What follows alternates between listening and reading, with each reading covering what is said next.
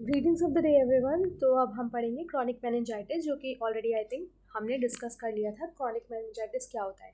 Chronic meningitis में क्या होता है कि एक कॉन्स्टलेशन होता है साइंस और सिम्टम्स का, मेनिंजियल इरिटेशन होती है उसकी वजह से। ये हमारा CSF प्लियोसाइटिस साइटोसिस से रिलेटेड होता है and that persist for longer than 4 weeks, और ये हमारा 4 वीक्स से ज़्यादा करके होता है। मतलब कि यहाँ पे बहुत सारे ल्यूकोसाइट्स का क्या हो जाता है, इंक्रीज हो जाता है, क्योंकि इन्फेक्शन ऑलरेडी आपके मेनिंजेस में होता है, मतलब बेबीज़ के मेनिंजेस में होता है। So that is why it happens. और यहाँ पे आप देखेंगे कि यहाँ पे कैटेगरीज हैं, यू विल सी हियर। यहाँ पे कैटेगरीज है बैक्टीरियल, फंगल, पैरासिटिक, ये क्रॉनिक मेनिंजाइटिस का है। और यहाँ पे एजेंट्स है बैक्टीरियल। ये देखिए कि आपके बैक्टीरिया वाले जो है वो कौन कॉज करता है। आपकी बैक्टीरियल ये सारी हैं, ये बैक्टीरियाज है जो कि क्रॉनिक मेनिंजाइटिस को कॉज कर सकते हैं। ये है फंगल फॉर्म्स जो कि एजेंट्स आपकी उसके क्रॉनिक मेनिंजाइटिस को कॉज कर सकते हैं। यहाँ पे कुछ पैरासिटिक एजेंट्स भी हैं, दे कैन कॉज इट। तो अब हम आगे देखते हैं इसके कि हमें क्या मिलेगा आगे देखने को। तो हमारा यहाँ पे वी विल सी कि जस्ट अ मिनट। अब हम यहाँ पे देखेंगे कि हमारा एग्जामिनेशन, जैसे क्रॉनिक मेनिंजाइटिस है तो हम उसमें क्या क्या एग्जामिनेशन ऐसे हैं जिनको हम करते हैं। ठीक है, तो जैसे कि आपका जनरल फिजिकल एग्जामिनेशन है। इसमें आप ये देखोगे कि आपका हम लोग यहाँ पे कॉन्शियस लेवल को चेक करते हैं। GCS मेनली चेक किया जाता है, इसकी स्कोरिंग की जाती है। जॉन्डिस को चेक किया जाता है, इरिटेबिलिटी। GCS हमारा ये ग्लासको कोमा स्केल होती है, मेनली हमारा लेवल ऑफ कॉन्शियसनेस को चेक करने के लिए यूज़ करते हैं। फिर आपका रिससिटेशन एग्जामिनेशन में जैसे increase in case of septic shock या फिर डिसेमिनेट इंट्रावैस्कुलर कोगुलेशन। ठीक है, तो इसमें हम रिससिटेशन मेनली करते हैं। अगर ये सारी कंडीशंस हो जाती हैं, शॉक की कंडीशन में रिससिटेशन करते हैं हम, CPR वगैरह स्टार्ट कर देते हैं। फिर आपकी वाइटल्स साइंस चेक करते हैं, temperature, heart rate, blood pressure, respiratory rate भी हम चेक करते हैं। Science of increase ICP, intracranial pressure बढ़ जाता है, जिसकी वजह से जो बेबी का फॉन्टेनल होता है वो बल्ज कर जाता है, मेनली एंटीरियर फॉन्टेनल। यहाँ पे हेडेक, नोजिया, वॉमिटिंग और ऑक्यूलर पैल्सीज, मतलब कि आँखों में पैल्सी हो जाती है। तो आँखें जो आपके लेंसेज हैं वो अच्छे से काम नहीं करते हैं, बेबी अच्छे से देख नहीं पाता है, अच्छे से अपने आईबॉल्स को मूव नहीं कर पाता है, उसका कॉन्शियस लेवल डिस्टर्ब हो जाता है, उसकी आँखों की पेपिलर एडिमा, उसकी आँखों के अराउंड में क्या हो जाता है, एडिमा फॉर्म हो जाता है। फंडस, पेपिलर एडिमा, फंडस आपकी मेनली आँख में प्रेजेंट होता है। यहाँ पे जब एडिमा का फॉर्मेशन हो जाता है तो आपका जो फंडस है वो भी डैमेज होने लग जाता है। CN पैल्सीज, मतलब कि क्रेनियल नर्व पैल्सीज, यहाँ पे स्पेशली जो ऑक्यूलोमोटर, फेशियल, ऑडिटरी नर्व्स होती है, यहाँ पे पैरालिसिस हो जाती है। अब हम आगे देखते हैं कि और क्या क्या एग्जामिनेशन है। फिर आपका हो गया ये मेनिंजाइटिस। ठीक है, तो मेनिंजाइटिस में हम मेनली कौन कौन से एग्जामिनेशंस को देखते हैं।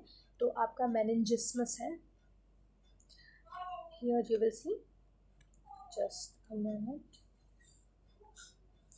यहाँ पे आप देखेंगे मेनिंजिस्मस है, तो चेक फॉर, यहाँ पे हम नकल रिजिडिटी, बेबी के नेक को चेक करते हैं, रिजिडिटी को चेक करते हैं। मेनली हम यहाँ पे देखेंगे कि जब वो नेक का फ्लेक्शन करेगा वहाँ पे रेजिस्टेंस फील होता है। ब्रूजेस की साइन, कर्निक साइन के बारे में भी हम आगे चल के बात करेंगे। हेमीपेरेसिस में एक साइड का वीकनेस हो जाता है, रैशेस, मतलब कि बहुत सारे रैशेस डेवलप हो जाते हैं, पेटिक्यूल, पेप्यूरिक, ब्लूइश रेडिश रैशेस डेवलप हो जाते हैं बेबी के बॉडी पे। आगे यहाँ पे देखिए आप कि ये जो साइन है ये आपका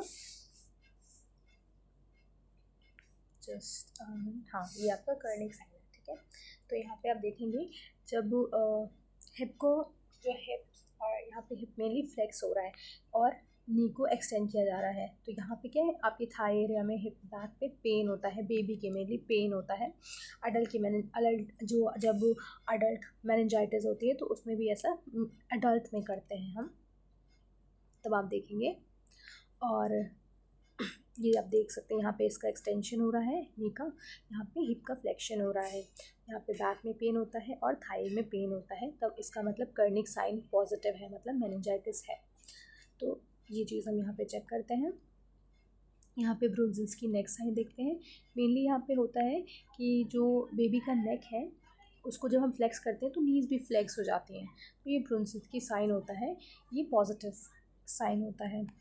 फिर आपका हम देखेंगे इन्वेस्टिगेशंस है। इन्वेस्टिगेशंस की हम जब बात करते हैं तो यहाँ पे ऑलरेडी आई थिंक हमने अक्यूट मेनिंजाइटिस के लिए पहले ही देख चुके हैं कि CBC, blood culture, gram staining वगैरह करते हैं, लंबर पंक्चर करते हैं, पॉलीमरेज चेन रिएक्शन, इलेक्ट्रोलाइट्स को चेक किया जाता है, कुछ कोगुलेशन प्रोफाइल देखते हैं जैसे कि प्रोथ्रोम्बिन वगैरह को, लीवर किडनी में फंक्शन उनका कैसा है, नॉर्मल है, चेस्ट एक्सरेज करते हैं, सिटी स्कैन, एमआरआई, कुछ आर्टीरियल ब्लड गैसेस को देखा जाता है, इलेक्ट्रो एंसेफेलोग्राफी को देखा जाता है. These things we are seen into this. Okay. Now, और सम केसेस में हम क्या करते हैं, ECG भी परफॉर्म करते हैं. अब हम आगे देखते हैं. यहाँ पे मेनली लंबार पंक्चर कॉन्ट्राइंडिकेटेड हम ऑलरेडी देख चुके हैं. कौन कौन से केसेस में ये लंबार पंक्चर है वो कॉन्ट्राइंडिकेटेड होता है. You can write.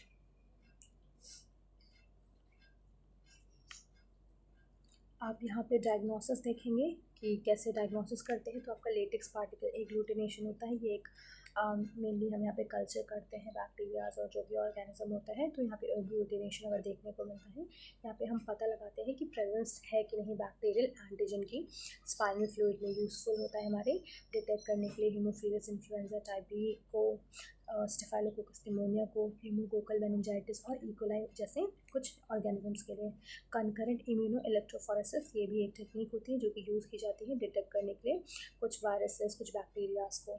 आपका स्मीयर जो है, स्मीयर को लिया जाता है. आपके स्मीयर को हम चेक करते हैं. यहाँ पे आप देखेंगे कि एक मिनट, हाँ, आपके ब्लड के स्मीयर्स को मेनली यहाँ पे ले करके चेक किया जाता है कि whether it is working properly और नॉट. मतलब टेकन फॉर परप्यूरिक स्पॉट्स, वहाँ पे जहाँ पे भी परप्यूरिक स्पॉट्स होते हैं वहाँ पे मेनिंजोकोकाई और मेनिंजोसीमिया देखने को मिलती है. फिर डीएनए सीक्वेंस भी चेक करते हैं हम लोग ताकि बैक्टीरियाज का पता लग सके हमको. यहाँ पे हमें देखने को मिलेगा कि आपका ट्रीटमेंट कि किस टाइप का ट्रीटमेंट होता है. जैसे कि आपको कुछ सपोर्टिव थेरेपीज़ होती हैं, कुछ सपोर्टिव थेरेपीज़ हम देते हैं. जैसे आपका हो गया मेंटेन इलेक्ट्रोलाइट एंड फ्लूइड. अगर बॉडी में रिक्वायरमेंट है इसकी तब हम फ्लूइड और इलेक्ट्रोलाइट को देते हैं बेबी को. और ये वेव्स के थ्रू हम मेनली देते हैं. यहाँ पे ट्रांसफ्यूजन भी करते हैं ब्लड का, फ्रेश फ्यूजन, प्लाज्मा का, इन सब का हम यहाँ पे क्या करते हैं, प्लेटलेट्स वगैरह को अगर ये रिक्वायर्ड है, अगर ये चाहिए होते हैं, उनकी कमी होती है तो हम उसको एडमिनिस्टर भी करते हैं. मेंटेन करते हैं टेम्परेचर और उसके पूरा जो फंक्शन होता है चाइल्ड का उसको भी कंटिन्यूसली मेजर करते हैं. आप यहाँ पे देखेंगे. अब यहाँ पे कुछ स्टीरॉइड्स दिए जाते हैं. जब स्टीरॉइड्स दिए जाते हैं उसमें आता है डेक्सामेथासोन जो कि haemophilus influenza type B virus जो होता है उसके लिए अच्छा होता है. एंड फर्स्ट डोज इसका 1 आवर से, मतलब एक एंटीबायोटिक जब दी जाती है उससे पहले दिया जाता है. फिर एंटीबायोटिक इंट्रावेनसली भी दी जाती है आपका 1 to 3 weeks depending on the age और टाइप, कौन से टाइप का ऑर्गेनिज्म अफेक्ट कर रहा है उसके हिसाब से दी जाती है. यहाँ पे आप देखेंगे कुछ और मेडिसिन्स हैं जो कि प्रोवाइड करे जाते हैं. अगर हीमोफिलस इन्फ्लुएंजा अगर है उसमें हम एम्पिसिलिन, क्लोरामफेनिकोल देते हैं. 3rd जनरेशन सेफेलोस्पोरिन का डोज आप देख सकते हैं कि 200 mg पर kg पर डे दिया जाता है सेफोटैक्सिन का. और यहाँ पे इकोलाई है जिसका एम्पिसिलिन और जेंटामाइसिन दिया जाता है. ये एंटीबायोटिक्स हैं और आपका डोज जो है, इनका डोज ये आप यहाँ से नोट कर सकते हैं. फिर इसके आगे आप देखेंगे ग्रुप बीटा स्ट्रेप्टोकोकाइस के लिए हम पेनिसिलिन को देते हैं मेनली बेबी को और इन्फेंट को, चिल्ड्रंस को. तो हम आगे देखते हैं कि हमारा कुछ अदर ड्रग्स भी हैं जिसे हम देख सकते हैं. कुछ एंटी माइक्रोबियल्स हैं, कुछ एंटीवायरस है, कुछ एंटी फंगल्स है, क्योंकि कैटेगरीज अलग अलग थी जो कि मेनिंजाइटिस कॉज करी थी. उसी के अकॉर्डिंग हम इनको देंगे. एंटीवायरल देंगे अगर माइक्रोब्स ने अटैक किया है तो एंटी माइक्रोबियल्स देंगे. अगर फंगस की वजह से मेनिंजाइटिस हुई है तो एंटी फंगस देंगे हम लोग. अब हम देखते हैं कि क्या प्रिवेंशंस हैं. यहाँ पे बहुत सारे ऐसे प्रिवेंशंस होते हैं, मतलब हमें जिनका ध्यान रखना होता है. जैसे कि वैक्सीन हमें लगा सकते हैं. मीज़ल्स, पोलियो, हिब वैक्सीन, मेनिंजाइटिस और न्यूमोकोकस को प्रिवेंट करने के लिए इन मतलब कि यही तक कि कॉज ना करें मेनिंजाइटिस को, हिब वैक्सीन में भी लगाई जाती है। देखिए 2, 4 और 6 मंथ पे, और उसके बाद 1 साल के बाद आपका बूस्टर डोज लगता है। After 1 year 1 dose is given. 1 साल के बाद में फिर आपका जो 1 डोज लगता है given till the age of 5 years. After 1 year 1 dose आप 5 साल तक दे सकते हैं, मतलब कि ये टाइम पीरियड है। न्यूमोकोकल वैक्सीन जो कि डोज आपको सिर्फ 0.5 ml दिया हुआ है, इसको इंट्रामस्कुलरली देते हैं और 2 साल से कम बच्चों को देते हैं जो 2 साल से कम के होते हैं। यहाँ पे जैसे कि हाई रिस्क चिल्ड्रन हैं उनको हमें इम्यूनाइज़ करना है अच्छे से, रूटीनली वैक्सीनेशन होना चाहिए। जो बच्चों को लेकर के ट्रैवल करते हैं, बच्चों का प्रोफिलैक्सिस उनका होना चाहिए, जो मतलब कि बहुत ज़्यादा रिस्क में होते हैं या फिर रिस्क में जाने का चांस है। कुछ एंटीबायोटिक्स, कुछ मेडिसिन यहाँ पे भी आप देख सकते हैं जो कि हैं, और इन मेडिकेशंस को इन डोजेस में दिया जाता है। फिर आप देखेंगे कि कुछ कॉम्प्लिकेशंस हैं, यहाँ पे बहुत सारी कॉम्प्लिकेशंस है जो हो जाती हैं।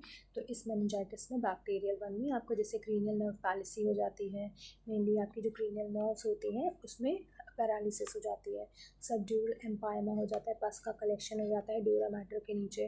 ब्रेन एब्सेस, ब्रेन में पस का फॉर्मेशन हो जाता है। सुनाई नहीं देता है, हियरिंग लॉस, ऑब्स्ट्रक्टिव हाइड्रोसेफेलस, मतलब कि जो पैसेज होता है CSF का एक जगह से दूसरे जगह पे जाने के लिए वो नहीं हो पाता, जिसकी वजह से CSF कलेक्ट होने लग जाता है। ब्रेन पैरेन्काइमल टिश्यूज़ और जो सेल्स होते हैं वो डैमेज हो जाते हैं, जिसकी वजह से लर्निंग डिसेबिलिटी आ जाती है, सेरिब्रल पैल्सी आ जाती है, सीजर, मेंटल रिटार्डेशन हो जाता है बेबी में, सेप्टिक शॉक, इन्फेक्शन की वजह से शॉक हो जाता है, डिसेमिनेटेड इंट्रावेस्कुलर कोगुलेशन हो जाता है, मतलब क्लॉट फॉर्मेशन हो जाते हैं वेसल्स में, अटैक्सिया, गेट आपका इनकोऑर्डिनेट हो जाता है, अच्छे से चल नहीं पाते हैं। स्ट्रोक, यहाँ पे उनको शॉक हो जाता है, स्ट्रोक, कार्डियक अरेस्ट वगैरह रहने का चांस रहता है, ब्रेन अटैक होने का चांस रहता है।